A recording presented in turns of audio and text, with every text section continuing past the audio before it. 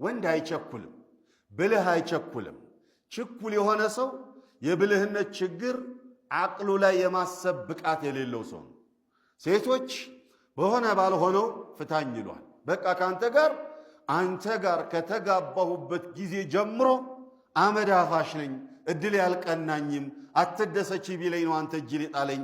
አንድ ላቃ ኑርሃት እኮ ሕይወቷን በሙሉ አንድ ላቃ ኑርሃት በሆነ ጥፋት ኦር በሆነ ነገር አንተ ጋር ከገባሁበት ጊዜ ጀምሮ ይኸው የ40 ቀን እድሌ እከኪ ብሎ ቢለኝ አንተ እጅ ጣለኝ ትላለች።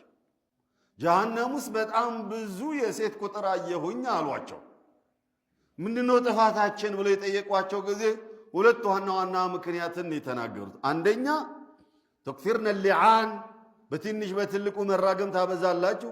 ሁለተኛ ወተክፉርነ ልዓሺር፣ ባሎቻችሁ የዋሉላችሁን ውለታ የእድሜ ልክን ውለታ በሆነ ጥፋታቸው ድስሚስ ታረጉትና አፈር ታበሉታላችሁ። አንተ እጅ ከገባው ምንም ኸይር ገጥሞኛ ያቅም ብላችሁ ትከዳላችኋል።